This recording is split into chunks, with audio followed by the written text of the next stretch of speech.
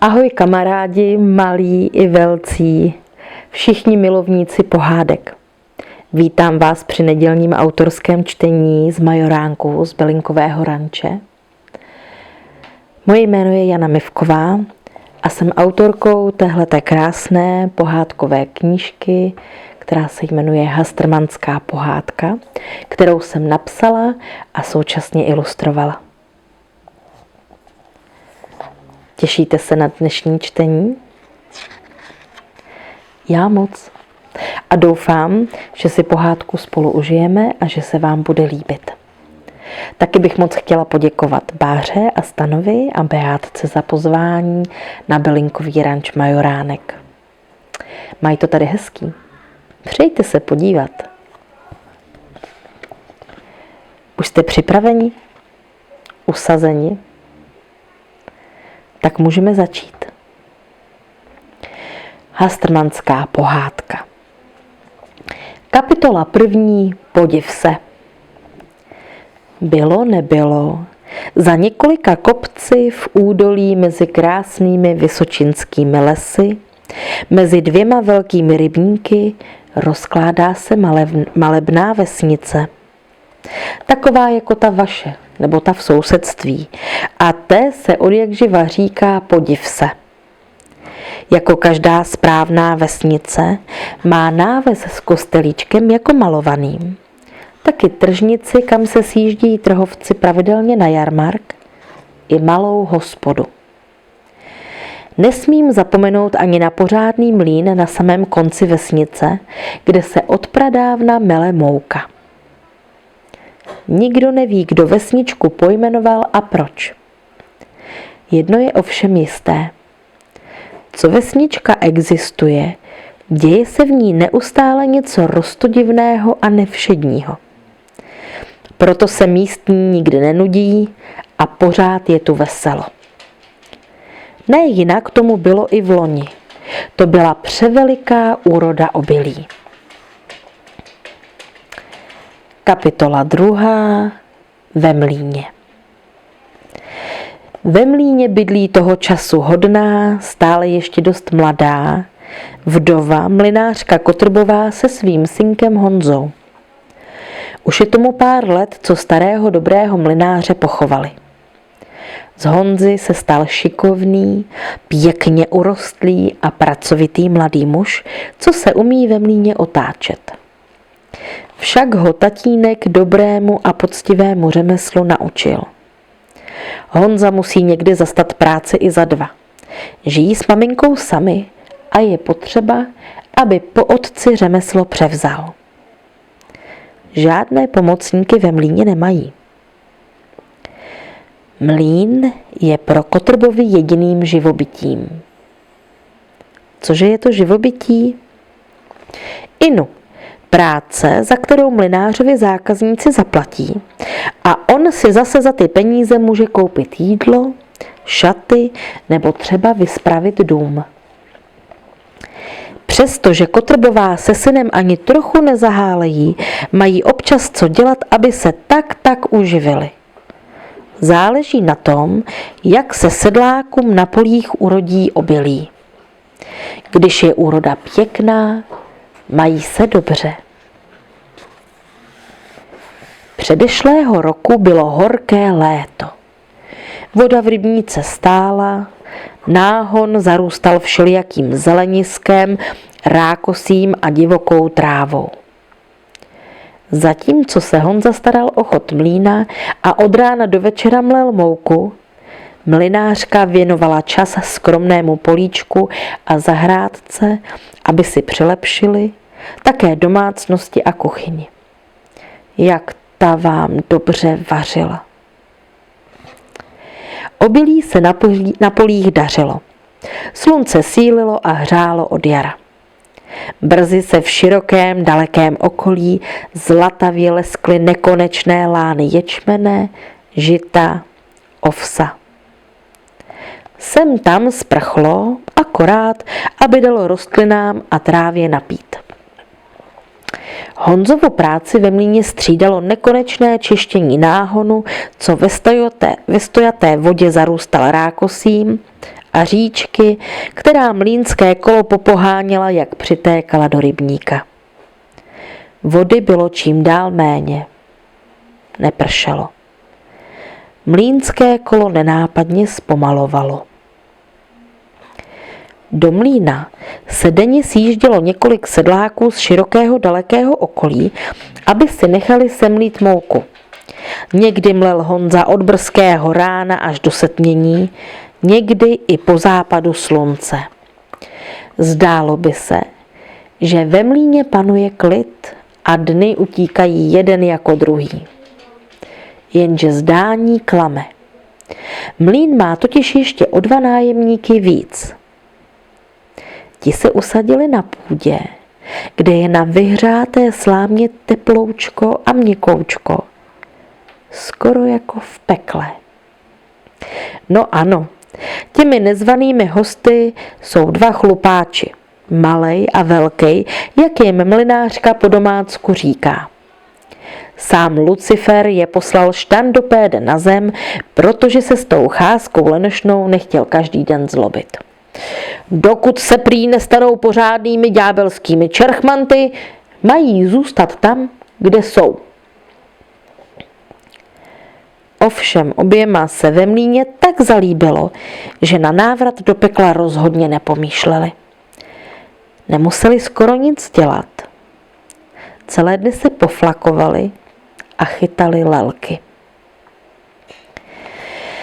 Mlynářka je hospodyně jedna báseň. Na její buchty a koláče přijíždějí lidé z širokého okolí.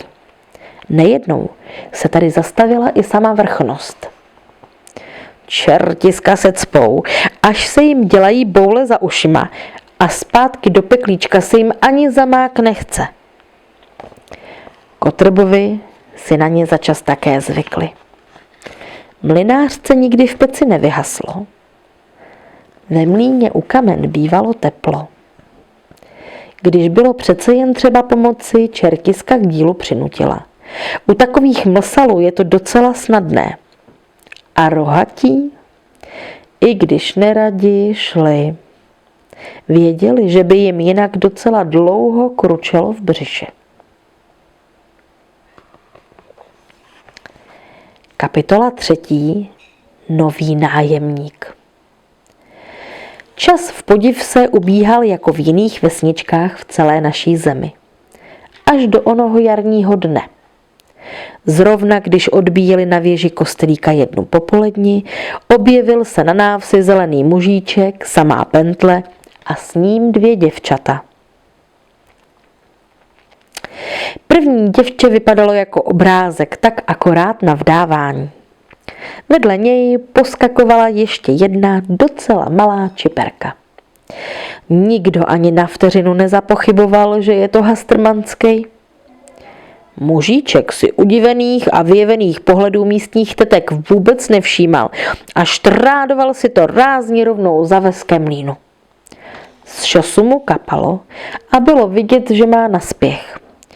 Však se taky sluníčko pěkně rozpalovalo. Když dorazil k mlýnici, smočil šosy sobě i těm holkám. Pak zaklepal směle na dveře Kotrbovic domku. Mlynářka se ponejprv flekla. Po chvíli se vzpamatovala. Se vší úctou a slušností se Hastrmanskýho ptá, co by rád. Zelenej bez ostychu spustil na Kotrbovou. Pozdrav pánbu, mlynářko, brekeke, kaprajst ctěný jméno mý a tuhle ta holka, to je moje dcerka Bublenka a ta menší Bublinka, brekeke.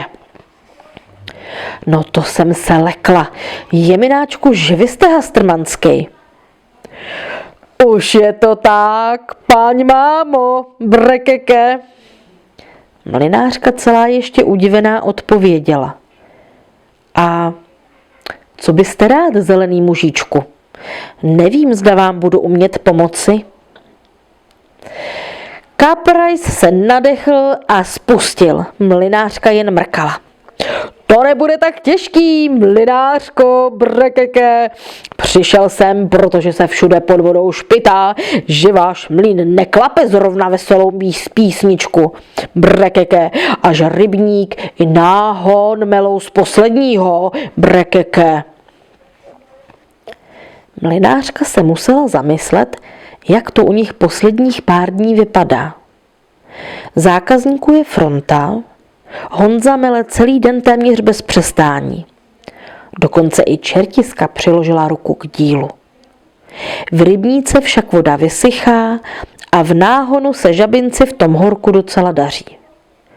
Sama má plné ruce práce s hospodářstvím. To máš pravdu. Honza nemůže stačit na všechno sám, přiznala nesměle mlynářka. To byla voda na mlýn pro zelenýho mužíčka a tak pokračoval ve své řeči směle dál. Brekeke, a to je to, proč tu jsem, hospodářko, brekeke. V zápětí se přidala i starší dívenek Bublenka, kdyby náhodou chtěla paní Kotrbová váhat. Tatíček si jako myslí, brekeke, že bychom vám tu mohli být ku pomoci, brekeke. Když v tom jí hlásek trochu znejistil. A bydlet tady u vás.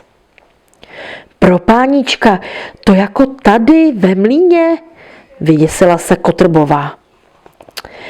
Kaprais se na dcerku zašklebil, zakoulel očiskama a hned zase nasadil s úsměvem na mlynářku.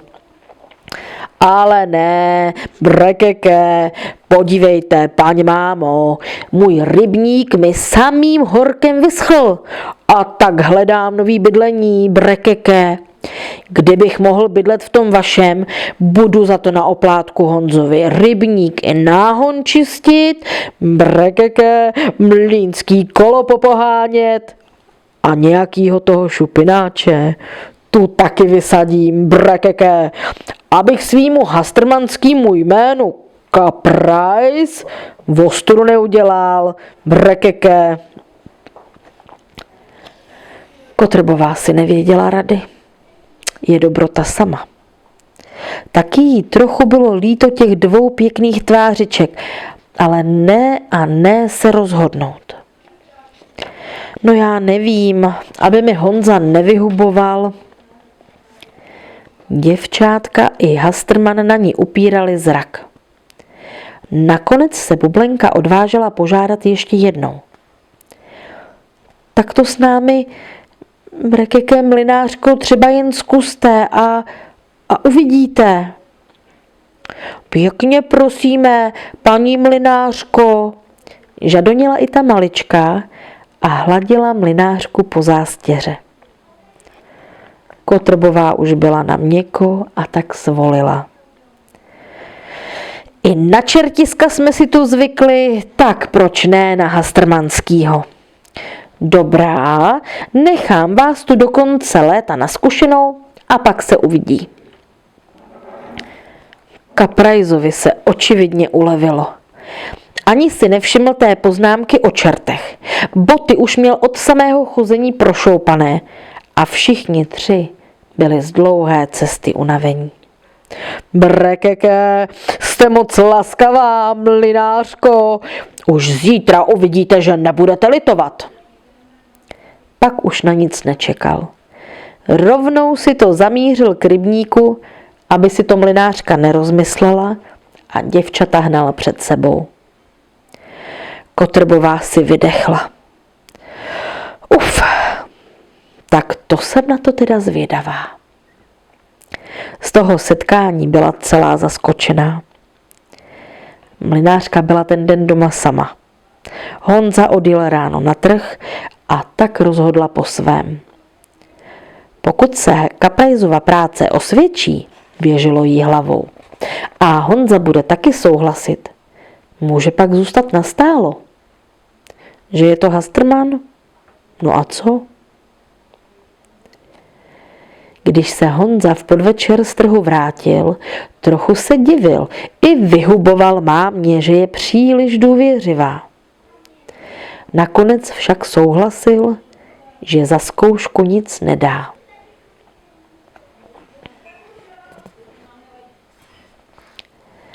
Hastrman přišel do mlýna a začíná tam být pořádně veselo.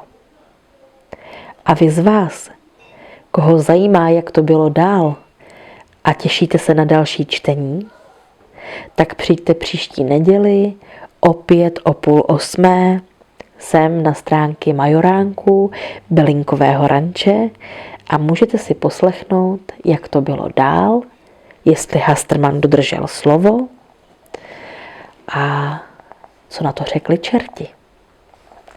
Mějte se moc hezky, dobrou noc, sladké sny a příští neděli zase u nedělního čtení. Nashledanou nebo ahoj.